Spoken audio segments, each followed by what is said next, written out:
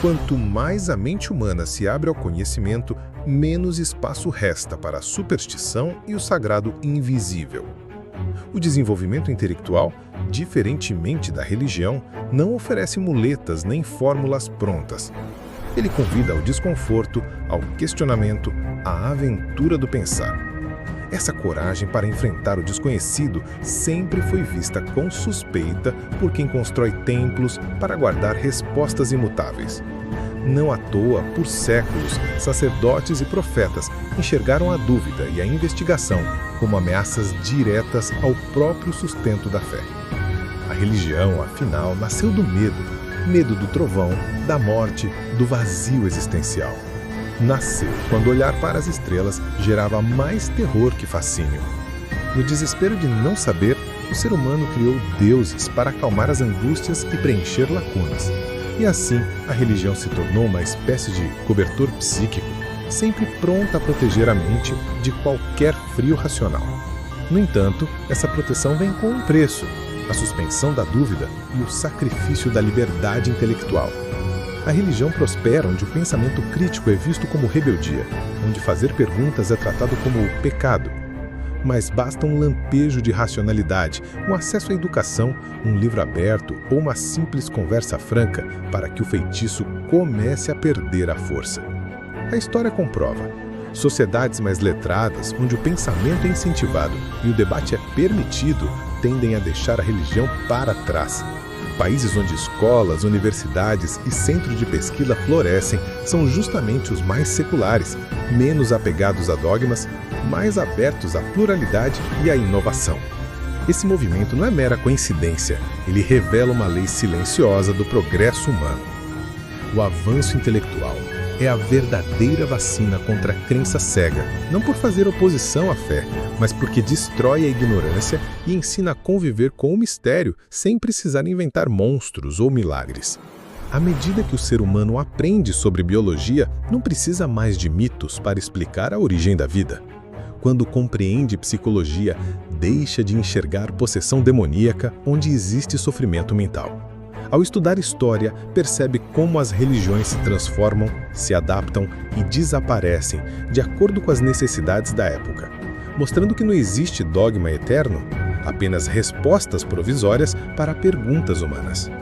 E por mais que muitos religiosos insistam que a ciência ameaça a moral, os fatos provam o contrário.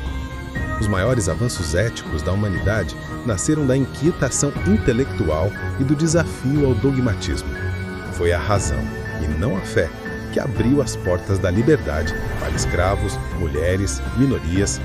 Foi o pensamento científico que ensinou a tratar doenças, a prevenir epidemias, a aliviar o sofrimento sem depender de rezas ou promessas de milagres. A tolerância, a empatia, a justiça e a solidariedade florescem muito mais em ambientes onde se incentiva o diálogo e o pensamento autônomo do que nos lugares onde reina o medo do pecado ou a ameaça do inferno. A religião costuma se apresentar como base da ordem, mas foi justamente o desenvolvimento intelectual que permitiu a criação de leis laicas, direitos humanos universais, sociedades mais justas e menos violentas. Onde o conhecimento triunfa, há menos ódio em nome do sagrado, menos espaço para fanatismo, menos guerras travadas por dogmas. O desenvolvimento intelectual não rouba o sentido da vida. Ao contrário, ele nos devolve a responsabilidade de construir sentido, de buscar respostas, de se maravilhar com o universo sem precisar de roteiros prontos. O mais curioso é que esse progresso não exige repressão à fé, mas oferece liberdade. Não existe movimento ateísta invadindo igrejas ou impedindo preces. O que há é o convite aberto à leitura, ao questionamento, à pesquisa, à busca sincera pela verdade.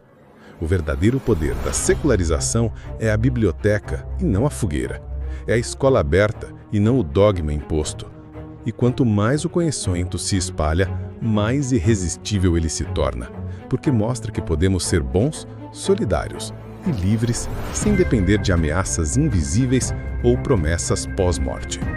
Para quem ainda teme um mundo menos religioso, basta olhar para sociedades mais educadas e se perguntar por que são mais justas, pacíficas, inovadoras, tolerantes.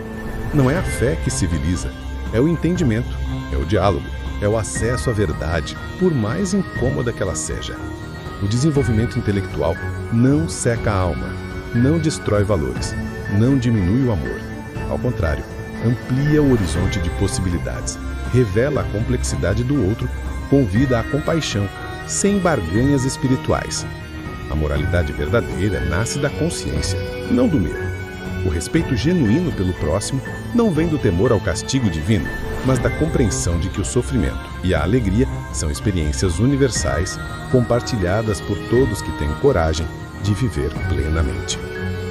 A religião sempre ofereceu conforto em tempos de ignorância, mas é a inteligência que ensina a enfrentar a vida sem ilusão, com coragem e dignidade.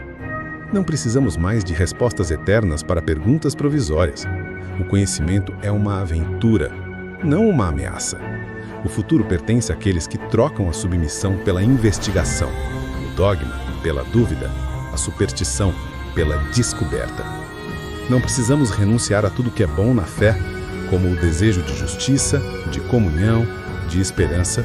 Só precisa libertar esses valores das amarras do sobrenatural. Quando o ser humano aprende a pensar, a sonhar, a duvidar, a buscar por si mesmo, ganha autonomia e entrega ao mundo tudo o que há de mais belo em sua humanidade. O avanço intelectual não é o inimigo da fé, é a maior homenagem à vida, à liberdade, à possibilidade de crescer para além dos limites impostos pelo medo e pela tradição.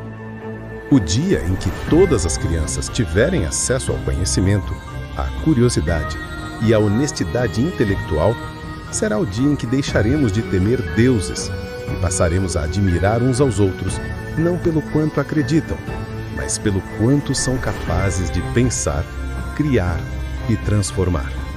O verdadeiro milagre não está nas escrituras, mas na mente humana livre, inquieta, corajosa e apaixonada pela verdade.